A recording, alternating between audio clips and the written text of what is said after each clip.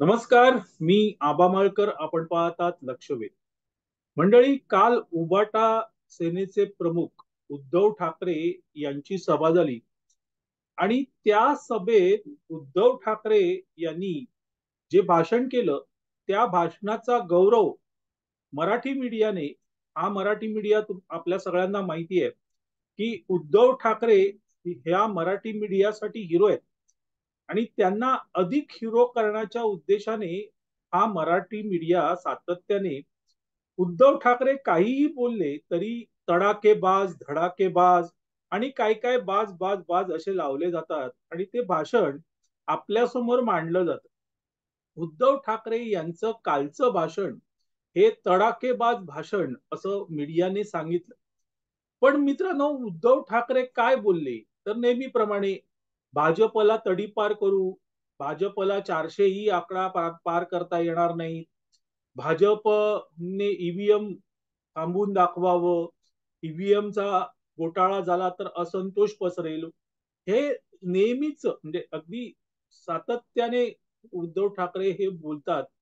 पण मित्रांनो, या सगळ्या भाषणामध्ये जर तुम्ही मतितार्थ काढलात या सगळ्या भाषणाचा, तर त्याचा एकच मतितार्थ निघतो आणि तो मतितार्थ म्हणजे मी यवा, मी यवा.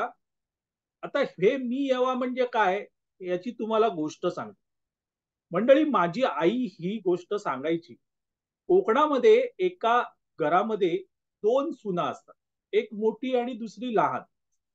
नेहमीप्रमाणे सुनांचं भांडण असतं, त्याप्रमाणे या दोन्ही सुनांचं भांडण असतं. दोन्ही सुना एकमेकांशी काही बोलत नाही. एकदा आठवड्याचा बाजार असतो तालुक्याला आणि मोठी सून ही आठवड्याच्या बाजारासाठी निघत असते.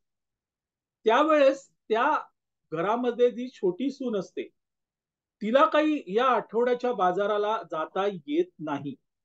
पण मित्रांनो, मोठी सून निघत असताना लहान सून ही बुणबुण लावते, आपल्या आपणच बडबडत असते. आणि ती काय बडबडते? हा, घरात भांडी पडलेली असत, भात कातूचो हा, अंगण झाडलेला नाही हा, या कोण करतला? मी यवा. कपडे धुवूचे आहेत, पाणी आणूचा, माड शिंपूचे आहेत, या कोण करतला?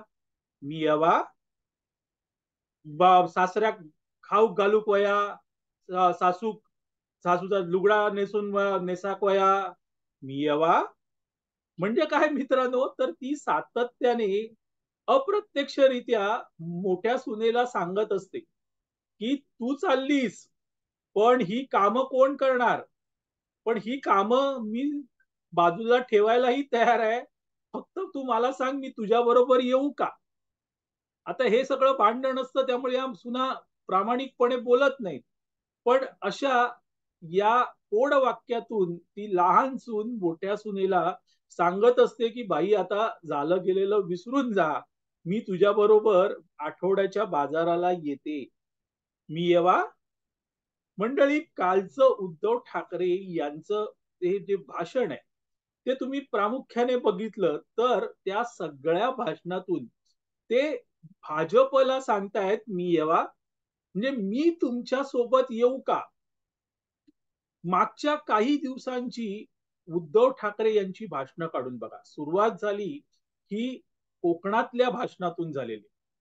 कोकणात उद्धव ठाकरे यांची सभा झाली आणि त्यावेळेस उद्धव ठाकरे यांनी पहिल्यांदा सांगितलं की आम्ही काही भाजपशी शत्रुत्व घेतलेलं नाहीये आणि भाजपची शत्रुत्व घेतलं नाही, पण भाजपने आमच्याशी शत्रुत्व का घेतलंय हे आम्हाला माहित नाही. आणि मग त्यांनी इतर सगळी टीका केली. पण तिथे उद्धव ठाकरे यांनी स्पष्ट संकेत दिले की मला काही नाही, मी परत यायला तयार आहे, तुम्ही मला घेणार का? मी येवा. म्हणजे मला परत घ्या. आणि त्यानंतर मित्रांनो, उबाटाकडून म्हणजे उद्धव बाळासाहेब ठाकरे सेनेचे प्रमुख उद्धव ठाकरे यांच्याकडून मी येवा हा सिलसिला सुरू झाला. मंडळी, नुकतीच संजय राऊत यांची एका वृत्तवाहिनीवर मुलाखत झाली. खरं म्हणजे विषय काही नव्हता त्यामध्ये, पण संजय राऊत यांनी विषय काढला आणि संजय राऊत म्हणाले की भाजप आणि भाजपचे प्रमुख नेते हे उद्धव ठाकरे यांच्यावर जाळं टाकण्याचा प्रयत्न करतात आणि त्यांना आपल्याकडे खेचण्याचा प्रयत्न करतायत, पण आम्ही काही जाणार नाही. आहे की नाही गंमत? कोणताही विषय नसताना भाजपच्या सगळ्या नेत्यांनी हे स्पष्ट केलेले असताना की बाबा रे, आता उद्धव ठाकरे यांच्याशी कोणतेही संबंध नाहीत. विषय काढला कोणी? संजय राऊतनी. आणि का काढला? तर मी येवा म्हणजे मी येऊ का, या हेने तो विषय काढला. म्हणजे तिथून हा सिलसिला अजूनही थांबलेला नाहीये मित्र. असं म्हटलं जातं की मध्यंतरीच्या काळात उद्धव ठाकरे यांच्याकडून पुन्हा आम्ही युतीत येतो, आम्हाला पुन्हा युतीत घ्या, यासाठी प्रचंड मोठ्या प्रमाणात प्रयत्न करण्यात आले. उद्धव ठाकरे यांनी ना केवळ देवेंद्र फडणवीस यांची मनधरणी करण्याचा प्रयत्न केला, तर अमित शहा, नरेंद्र मोदी यांचीही मनधरणी करण्याचा प्रयत्न केला. कोणत्याही प्रकारे आम्हाला पुन्हा युतीत घ्या, आम्ही युतीत यायला तयार आहोत, असं उद्धव ठाकरे यांच्याकडून सातत्याने गुप्त पद्धतीने भाजपला सांगितलं जात होतं. आणि त्याचाच परिणाम म्हणून मित्रांनो, फडणवीस यांनी तर स्पष्ट केलंच, पण अमित शहा यांनी तर बोलणं टाळलं. एकच कारण होतं की प्रयत्न हे उद्धव ठाकरे यांच्याकडून होत होते आणि ते प्रयत्न होते मी येवा यासाठी. त्यानंतर मित्रांनो, कालची जी सभा झाली, त्या कालच्या सभेमध्ये सगळं बोललं गेलं. अगदी सगळं बोललं गेलं. भाजपवर टीका झाली, भाजपला तडीपार करू वगैरे वगैरे बोललं गेलं. पण त्याही सभेमध्ये मित्रांनो उद्धव ठाकरे काय बोलले? तर तुम्ही म्हणजे नितीश कुमार तुमच्या सोबत आले म्हणून तुम्ही बिहारला काही पॅकेज दिलं, काही कोटी रुपये दिले. तसं असेल तर मी यायला तयार आहे. भाजप सोबत यायला तयार आहे. मंडळी, आहे की नाही गंमत? आता अर्थाअर्थी पॅकेजचा आणि उद्धव ठाकरे यांचा काही संबंध आहे का? उद्धव ठाकरे हे आता मुख्यमंत्री नाहीयेत. त्यांच्या पक्षाची इतकीही ताकद नाहीये की ते विधानसभेमध्ये बचाव गट निर्माण करतील. इतकी देखील ताकद नाहीये. असं असताना उद्धव ठाकरे म्हणतात की मी यायला तयार आहे पॅकेज दिलं तर. जे काही पॅकेज आहे किंवा जो काही अर्थसहाय्य केंद्राकडून होणार आहे, तो थेट राज्य सरकारला मिळेल आणि राज्य सरकारमध्ये फडणवीस, शिंदे आणि अजित पवार आहेत. पण मग उद्धव ठाकरे त्यांच्यामध्ये जाऊन काय फरक पडणार आहे का? नाही.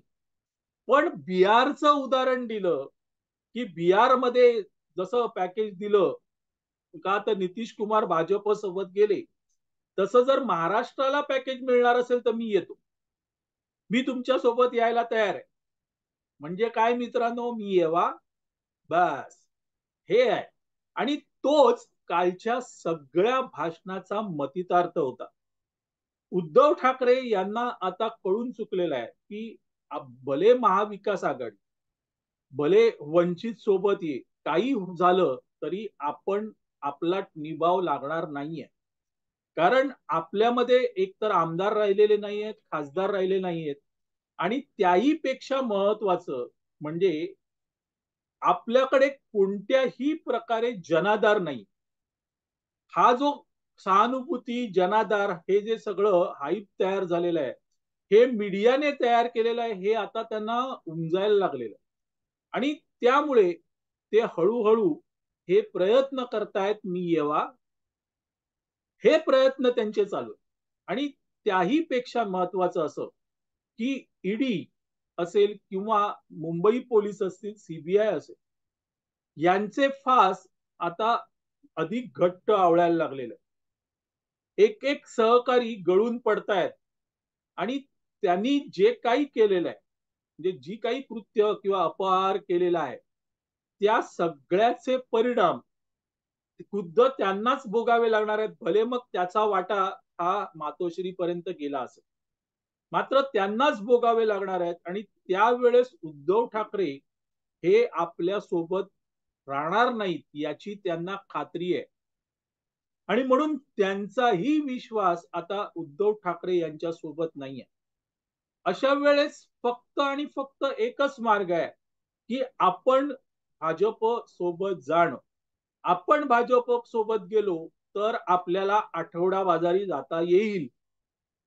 पण इथे तर भाजपनी स्पष्ट सांगून टाकलं की नाही, आता बस. आणि म्हणून प्रत्येक भाषणात आता उद्धव ठाकरे भाजपची ती मनधरणी करतायत. मी येवा, मी येवा, म्हणजे मी येऊ का, मी येऊ का. पण भाजपकडून त्याला कोणताही प्रतिसाद मिळत नाहीये. आणि ही खरी या सगळ्या बातम्यांची म्हणा किंवा कालच्या भाषणांची म्हणा मेख आहे. असो मंडळी, तुर्तास इथे थांबतो. आपल्याला हा व्हिडिओ आवडला तर लाईक करा, शेअर करा, लक्षवेधला सबस्क्राईब करा. धन्यवाद.